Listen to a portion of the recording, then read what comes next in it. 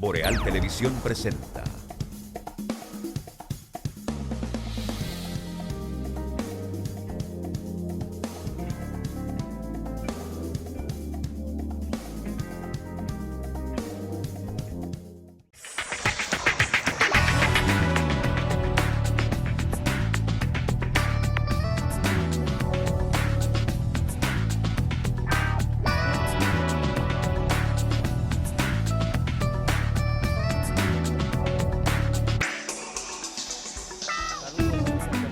Muy buenas noches, bienvenidos a EnQ a través de los canales de Boreal Televisión desde Santiago de los Caballeros, República Dominicana. Gracias por acompañarnos en este ratito a todos en República Dominicana a través de los canales de Boreal Televisión, igual a aquellos que lo hacen a través de los sistemas de cables, aplicaciones y plataformas digitales en Estados Unidos, Canadá, Puerto Rico, Centro, Suramérica, Europa y las islas del Caribe. Iniciamos otra semana de labores y le damos la bienvenida a un nuevo mes, el mes número 8 del año 2022, agosto 1. Señor Juan Sebastián Ricardo y García, buenas noches. Buenas noches, Mayor Anex Atahualpa, Ramírez y Molún.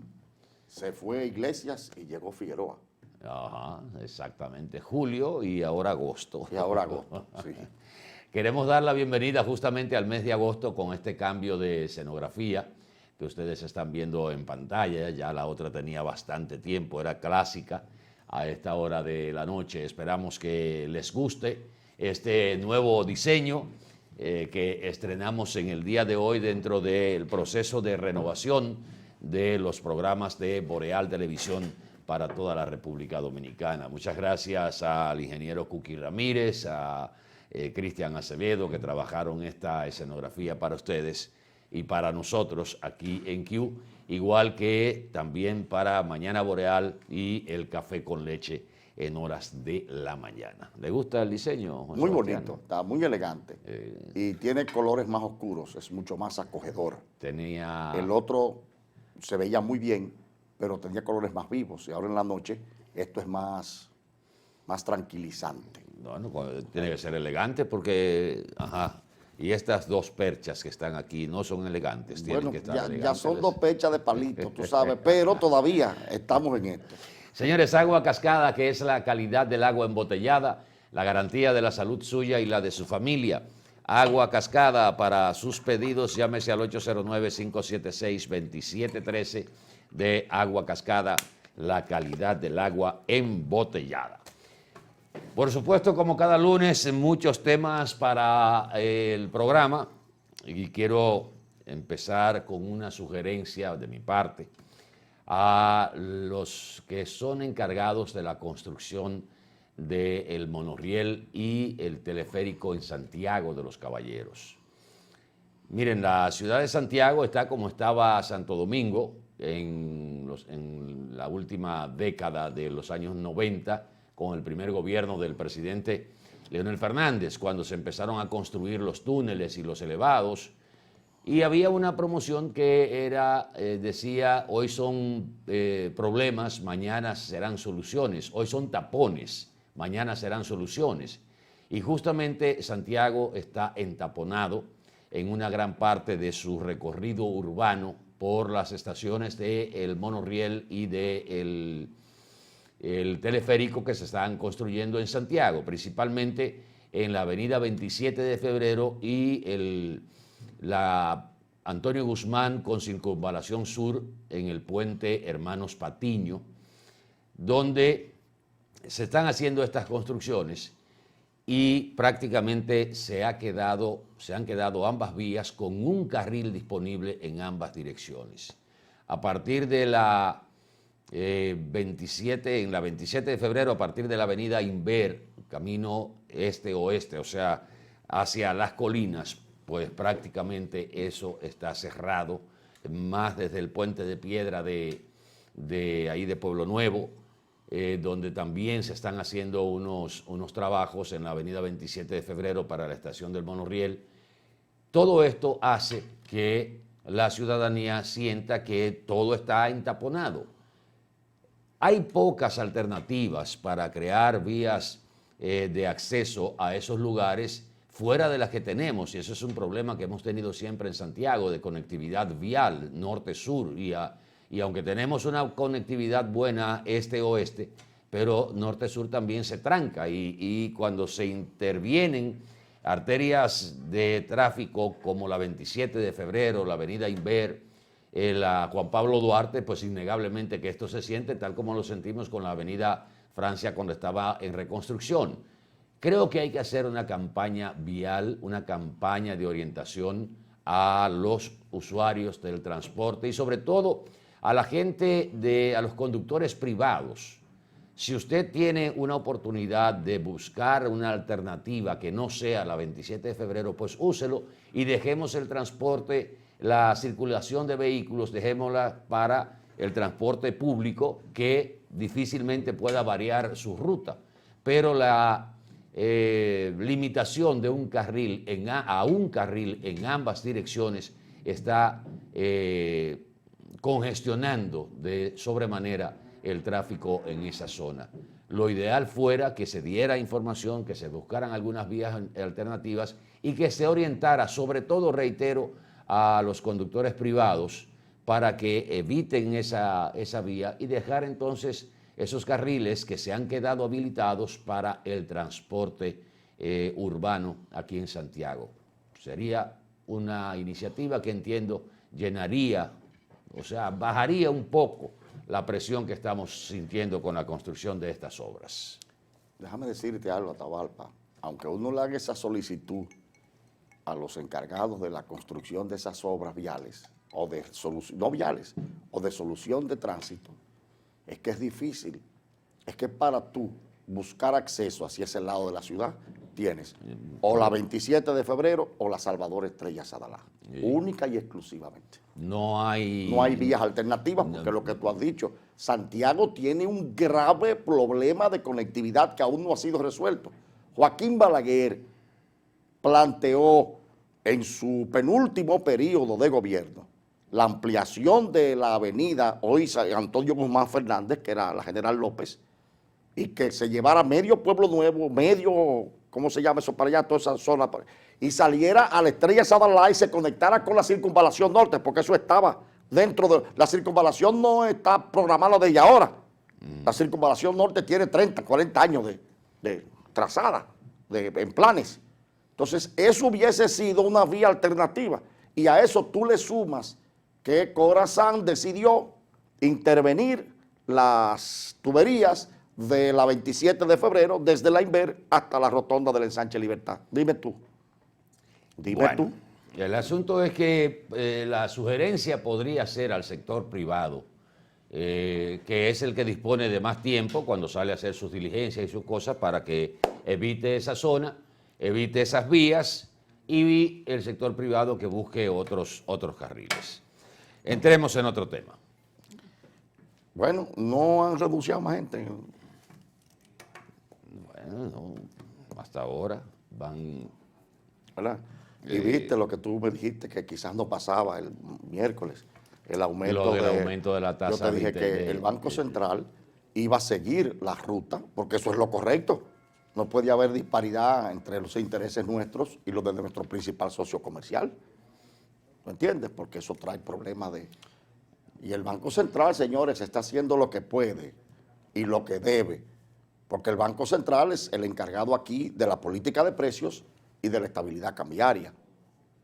¿Me entiendes? Ahora, quien debe cambiar la temática de las importaciones por una de producción general ya es el gobierno del Estado, porque eso no está en manos del Banco Central. Y acuérdate lo que decía Stiglitz. Acuérdate lo que él decía. Y aún se decía, no, dice, aún porque Stiglitz está vivo, Joseph Stiglitz, Premio Nobel de Economía, y uno de los más grandes influyentes de la época moderna en esa ciencia. Las economías como las nuestras, en países en desarrollo, con debilidades estructurales muy fuertes, como el nuestro, repito, frente a una inflación que se genera por lo alimenticio y lo energético, y en ambos nosotros necesitamos insumos para producir las 3/4 partes de la canasta familiar y no tenemos reservas ni producimos hidrocarburos, tenemos que importarlos. Entonces estamos ante una economía extremadamente susceptible ante cualquier contingencia de causa mayor. Y entonces, a pesar de que el Banco Central ha hecho lo que debe y lo que puede, y es la política correcta, decía Stiglitz que en esas condiciones la solución suele ser peor que la enfermedad, Atahualpa. Suele ser peor que la enfermedad. Y vuelvo a hacer una recomendación a los genios económicos del gobierno, o a los, si le digo genios, estoy haciendo un juicio de valor y quizás suene burlesco. Una recomendación a los asesores del gobierno en esta materia. Este no es momento de importar.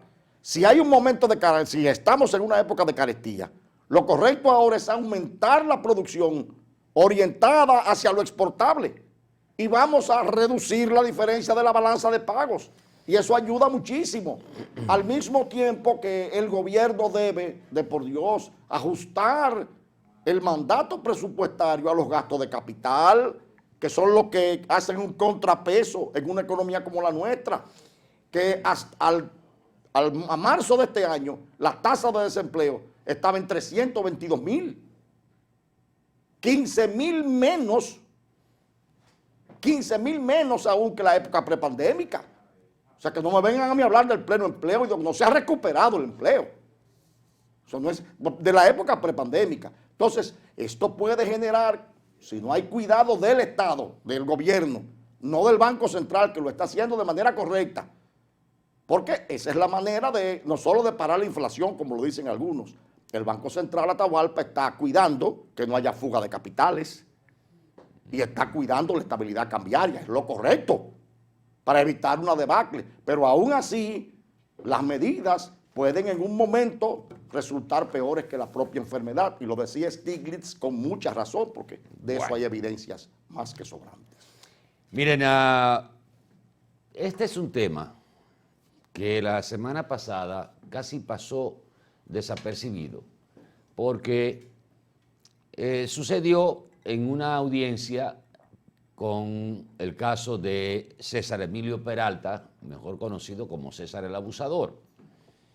Y en una situación poco usual, la jueza Patricia Padilla, quien tenía casi un año llevando el caso, le enrostró al Ministerio Público. Previo ella se había inhibido de conocer el caso en meses anteriores, pero la Corte de Apelación, que conoce esas inhibiciones, había decidido que no había razón para que ella se inhibiera y no le aceptó la inhibición. Pues ahora, en la semana pasada, en la audiencia que se sigue al caso de César el Abusador, la jueza le hizo el señalamiento al Ministerio Público de que habían sometido el expediente de César el Abusador sin pruebas, sin las pruebas que sustentaran la acusación, que dice la jueza que no llegaron al tribunal y que con ese expediente difícilmente podía sustentar, en esa forma difícilmente podía sustentarse el expediente como son las expectativas que se siguen al juicio.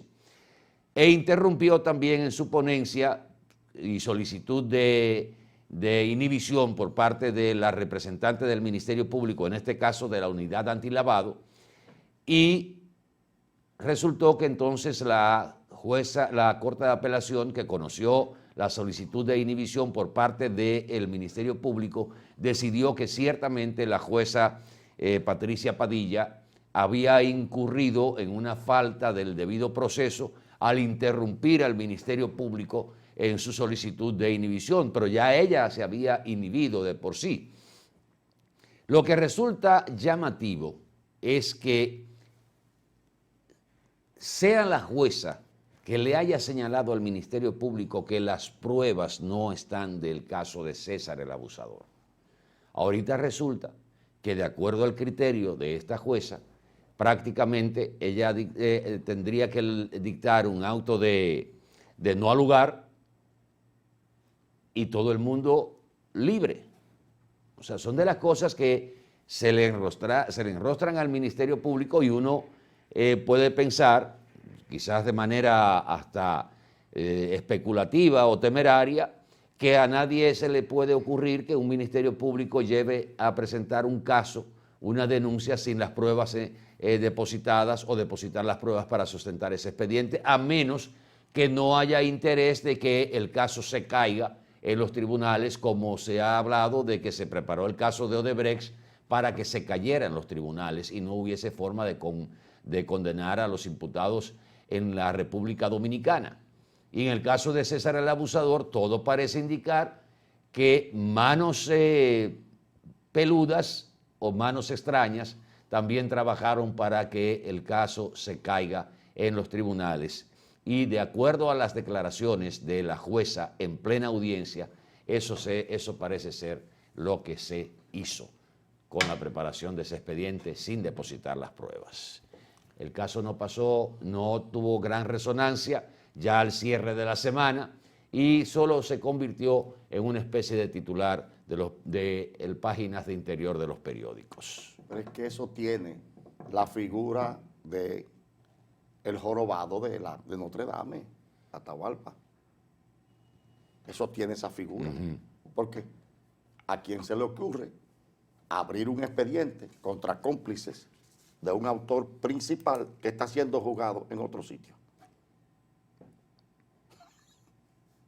¿Por qué, si ellos eran cómplices de ese delito, el Estado, a través del acuerdo fiscal, ya que le envió a César el Abusador, lo permitió, no pidió su extradición, y Estados Unidos la logra, pues Puerto Rico está César el Abusador? Bueno, porque la extradición no quita la investigación que se hizo aquí para encartar a los socios y cómplices de César el Abusador. Bien, pero usted aceptó que Estados Unidos se lo llevara. Pero que no tiene nada, entiendo yo que no tiene nada que ver con el proceso que se lleva aquí. Debió haber exigido como país, aquí están estos encartados, extradítelos y lléveselos y proceselos junto con aquel. Porque dividir eso es difícil. Pero eso no quita. Pero la jueza no se refirió a la división de eso, sino al hecho de que los que están sometidos aquí en el país están sometidos sin pruebas. Sí, eso no quita, te voy a decir, eso no es óbice para entender que algunas de esas personas tienen el mismo grado de participación que César el Abusador y pueden ser entonces perseguidos por la acción judicial. Ahora, ¿cuál ha sido esto? El resultado del debido proceso, ¿verdad? Porque el debido proceso aquí se aplica cuando la justicia quiere. Ya ustedes me están entendiendo porque esto es un asco. Esa juez, fíjense cómo es la historia. Es el Ministerio Público que le enrostra a la judicatura a los jueces, como siempre. Porque esa práctica viene desde Francisco Domínguez Brito, que ofendió a toda la judicatura nacional, aunque con verdades. Pero ese no era el momento para decir esas cosas, siendo usted parte de un proceso. De ahí es que viene la práctica. Entonces, esta gente, el Ministerio Público, le enrostra a la juez la debilidad de la judicatura en las garantías que ellos deben darle exclusivamente al Ministerio Público. Entonces, es cuando la juez le dice, pero es que hay debilidades en este expediente. En un principio la recusaron, la coordinación de los juzgados de instrucción entendió que no había méritos. Eso fue a la corte, también entendió que no había méritos. Entonces querían sacarla de ahí. Volvió a conocerse la audiencia y volvieron a plantearle eso a la juez y la juez no le quedó remedio que contestarle. Porque fue ante un planteamiento del Ministerio Público. Eso no es lo que se dice. Pero bien, si aplicamos el debido proceso, eso es correcto. La juez no puede hacer juicios de valor. No puede hacer juicios de valor. Y repito, eso es el debido proceso. Y si se hizo, bueno, pues ahí está. Se recusó y la han sacado del caso. Pero eso es una muestra de que esto es un asco, de que esto es una sentina, de que esto es una letrina. Pero refiérete al caso del expediente que ella señaló de que no están las pruebas. Atahualpa, si ella dice eso es por alguna razón, vamos a esperar el desenlace de estas cosas. El Ministerio Público no puede haber sostenido una acusación y haberlo llevado sin pruebas, porque entonces, óyeme, alguien me decía a mí ayer, han acabado con la corrupción del gobierno pasado, pero no hay un preso todavía. Y hasta ahora, ¿cuántos expedientes se han caído? 2 famosos. Bueno, el de Odebrecht prácticamente está y los tucanos también. Y los tucanos se cayó, pues no va a ningún sitio, ¿verdad? Entonces hasta ahora no han dado pie con bola, como dice el refrán. Y ahora el de César el Abusador, por lo que dice la jueza, también se va a caer. Exacto. Entonces, Aquí hay quien hay que cuestionarnos a la judicatura. Pero, señores, para que ustedes vean que yo exijo el debido proceso y que si se aplicara, las cosas marcharan bien. La juez, aunque fue una respuesta a las insolencias del Ministerio Público, no debió darla porque la comprometía. Y eso es debido proceso. Bueno, vamos a publicidad un momentito, regresamos en el próximo bloque. Por favor, quédese con nosotros.